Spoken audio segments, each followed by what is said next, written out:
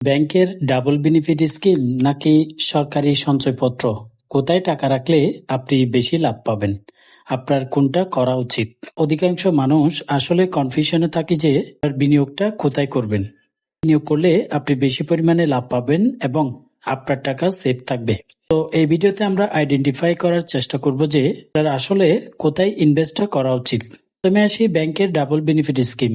এই স্কিমটা কিভাবে কাজ করে, কে টাকা এফডিআর করে রাখবেন আর মেয়াদ শেষে ব্যাংক অনুযায়ী আপনার টাকা ডাবল হয়ে যাবে।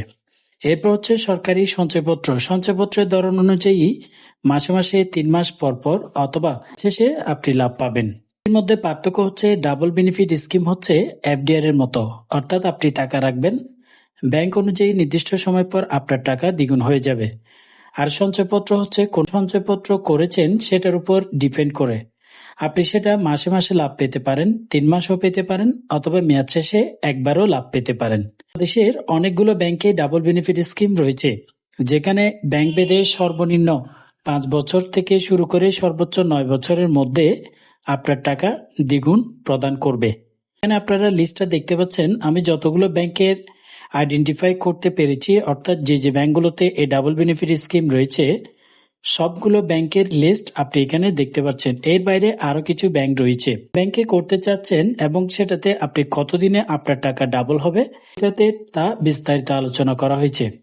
যেমন আপনি যদি উত্তরা ব্যাংকে টাকা রেখে ডাবল পেতে চান তাহলে 5 বছর 6 মাস পরে আপনার টাকা দ্বিগুণ হবে। পূবালী ব্যাংক 6 বছরে টাকা দ্বিগুণ দিচ্ছে। কৃষি ব্যাংকে 6 বছরে, সোনালী ব্যাংকে রাখলে 6 বছরে ডাবল, জনতা ব্যাংকে 6 বছরে ডাবল, রূপালী ব্যাংকও 6 বছরে দ্বিগুণ টাকা দিবে।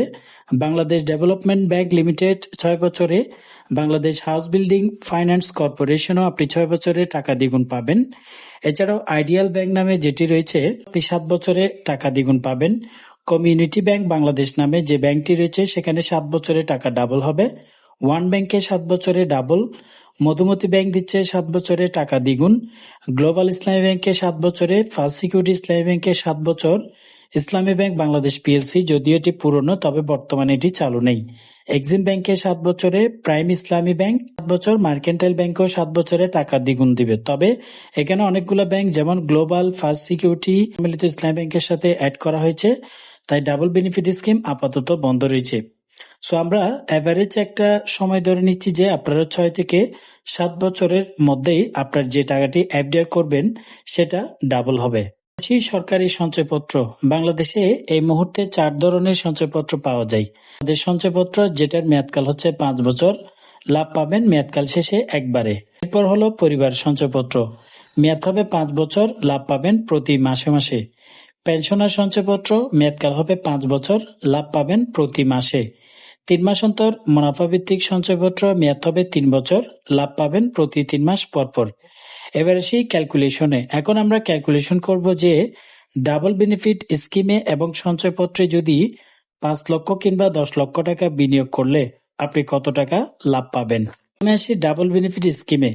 5 লক্ষ টাকা বিনিয়োগ করলে ধরে নিলাম আপনি 5 থেকে 7 বছরের মধ্যেই ডাবল পাবেন। তবে এখান থেকে বেশ কিছু চার্জ এবং ট্যাক্স কেটে নিবে। সেগুলো হচ্ছে এক্সেস ডিটি কেটে নিবে আপনার 1200 থেকে 1350 টাকা। এটা হচ্ছে ট্যাক্স রিটার্ন দিলে 10%, আর যদি ট্যাক্স রিটার্ন না দেন তাহলে 15%, অর্থাৎ 1200 থেকে 1350 টাকা কেটে নিবে।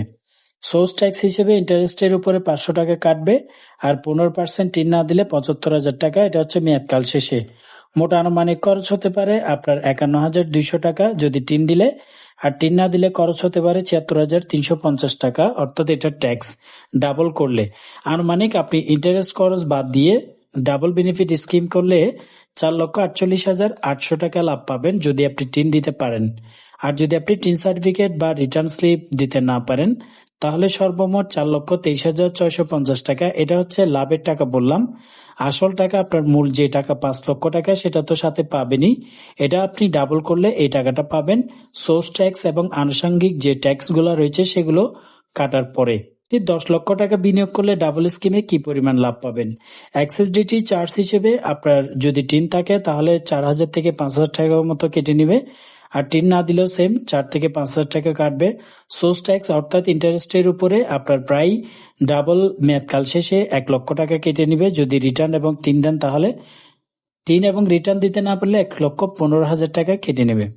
মোট আনুমানিক আপনি যদি 10 লক্ষ টাকা বিনিয়োগ করেন ডাবল স্কিমে, তাহলে খরচ হিসেবে অর্থাৎ সোর্স ট্যাক্স এবং আনুষঙ্গিক সকল ট্যাক্স মিলে আপনি যদি টিন দেন এবং রিটার্ন স্লিপও জমা করেন, টিন দিতে না পারেন, রিটার্নও না দেন, তাহলে 1,20,000 টাকা কেটে নেবে। এটা হচ্ছে ডাবল স্কিম। ধরেন আপনি সেটি 5 বছরের মেয়াদে হতে পারে, 6 বছর হতে পারে, 7 বছর মেয়াদকালের জন্য হতে পারে। ক্ষেত্রে আপনি যদি 10 লক্ষ টাকা রাখেন তাহলে সর্বমোট যে বলা হয়েছে ডাবল দিবে, ডাবল না, আনুমানিক আপনি পেতে পারেন 8,96,000 টাকা সর্বমোট সকল ট্যাক্স কাটার পরে। এবং আপনি যদি রিটার্ন স্লিপ না দেন তাহলে 8,80,000 টাকা মতো পাবেন। মূল টাকা তো আপনার 10 লক্ষ টাকার সাথে থাকবেই, সেটা কিন্তু আপনি সাথে ফেরত পাবেনই। সেই সরকারি সঞ্চয়পত্রের লাভের হিসাবের ক্ষেত্রে সঞ্চয়পত্র মূলত 5 বছর মেয়াদকালের জন্য হয়ে থাকে, তাই আমরা এখানে 5 লক্ষ এবং 10 লক্ষ টাকার ক্যালকুলেশনটা দেখছি। বাংলাদেশ জাতীয় সঞ্চয়পত্র যেটি রয়েছে মেয়াদকাল 5 বছর। আপনি যদি 5 লক্ষ টাকা বিনিয়োগ করেন, মোট লাভ ট্যাক্স কাটার আগে সর্বমোট 2,95,750 টাকা পাবেন সর্বমোট 5 বছর পরে। সোর্স ট্যাক্স হিসেবে আপনি যদি টিন সার্টিফিকেট দেন তাহলে 14,787 টাকা কেটে সর্বমোট আপনার 2,80,963 টাকা পাবেন। এটা হচ্ছে আপনি 5 বছর সম্পূর্ণ মেয়াদকাল শেষে। আর যদি 10 লক্ষ টাকা বিনিয়োগ করেন সেক্ষেত্রে ট্যাক্স কাটার আগে 5,91,250 টাকা আপনাদেরকে লাভ দেওয়া হবে। সর্বমোট পোস্ট ট্যাক্স কাটার পরে 59,113 টাকা লাভ পাবেন আপনি 5,32,137 টাকা। এটা হচ্ছে যেটা বললাম সোর্স ট্যাক্স হিসেবে মূলত 59,113 টাকা কেটে নেবে। সর্বমোট 5 বছর মেয়াদকাল শেষে 10 লক্ষ টাকায় আপনি শুধু লাভ পাবেন 5,32,137 টাকা। এরপর হচ্ছে পরিবার সঞ্চয়পত্র। এটিও 5 বছর মেয়াদকাল, তবে 1 বছর 2 বছর আগে ভাঙালে কি পরিমাণ লাভ পাবেন এই ধরনের ভিডিও রয়েছে, ডেসক্রিপশন বক্সে পেয়ে যাবেন, সেগুলো দেখে আসতে পারেন। পরিবার সঞ্চয়পত্র মূলত মাসে মাসে লাভ দেয়। আমরা এখানে শুধুমাত্র বাৎসরিক হিসাবটা দেখাচ্ছি। মাসে কত পাবেন সেটা যদি জানতে চান তাহলে ডেসক্রিপশনে অনেকগুলো ভিডিও লিঙ্ক দেওয়া হয়েছে, সেগুলো আপনারা দেখে আসতে পারেন। ওকে, 5 লক্ষ টাকা বিনিয়োগ করলে আপনি ট্যাক্স কাটার আগে 5 বছরে সর্বমোট যে মুনাফাটা পাবেন 2,58,200 টাকা, এবং এই লাভের অংশ থেকে ট্যাক্স হিসেবে 14,910 টাকা কেটে নেবে এবং 5 বছর মেয়াদকাল শেষে সর্বমোট লাভ পাবেন 2,83,290 টাকা। যদি পরিবার সঞ্চয়পত্রে আপনি 10 লক্ষ টাকা বিনিয়োগ করেন তাহলে ট্যাক্স কাটার আগে 5,94,720 টাকা পাবেন। সোর্স ট্যাক্স হিসেবে 10% 59,472 টাকা কেটে নেবে। সর্বমোট 5 বছর আপনাকে দেওয়া হবে 5,35,248 টাকা। এবং পেনশনের সঞ্চয়পত্রের ক্ষেত্রে আপনি 5 লক্ষ টাকা বিনিয়োগ করলে সোর্স ট্যাক্স 14,970 টাকা কাটার পরে 5 বছরে আপনাকে দেওয়া হবে 2,84,430 টাকা। এবং 10 লক্ষ টাকা বিনিয়োগ করলে সর্বমোট 59,655 টাকা ট্যাক্স কেটে আপনি পাবেন 5,34,895 টাকা। 3 মাস অন্তর মুনাফা ভিত্তিক সঞ্চয়পত্র মূলত 3 বছর মেয়াদকালের জন্য। তো আপনি যদি 5 লক্ষ টাকা রাখেন 3 বছর পরে সোর্স ট্যাক্স হিসেবে 9,465 টাকা কেটে নেবে। সর্বমোট 3 বছর আপনাকে লাভ দিবে 1,79,835 টাকা যদি 5 লক্ষ টাকা বিনিয়োগ করেন। আর যদি 10 লক্ষ টাকা বিনিয়োগ করেন ট্যাক্স কাটার পরে 3 বছর পর আপনি পাবেন 29,616 টাকা। এটা হচ্ছে মূলত সঞ্চয়পত্রের হিসাব। তবে এখানে যেগুলা প্রতি মাসে মাসে লাভ দেওয়া হবে তার ভিডিও আলাদা রয়েছে। 3 মাসের যে সঞ্চয়পত্রটি 3 মাস পর পর কত টাকা পাবেন সেটিরও আলাদা করে ভিডিও রয়েছে, আপনারা সেগুলো বিস্তারিত দেখে আসতে পারবেন। সঞ্চয়পত্র কেনার সময় আপনার ব্যাংক অ্যাকাউন্টে টাকা জমা দিতে হবে এবং ভাঙানোর সময়ও টাকা অ্যাকাউন্টে ফেরত আসবে। এই কারণে অ্যাকাউন্ট থেকে সোর্স ট্যাক্স কাটা হতে পারে। তাই 5 লক্ষ টাকার জন্য দুবারে মোট 600 টাকা কেটে নিতে পারে, আর 10 লক্ষ টাকার ক্ষেত্রে 2 বারে 1,000 টাকা সোর্স ট্যাক্স হিসেবে কেটে নিতে পারে।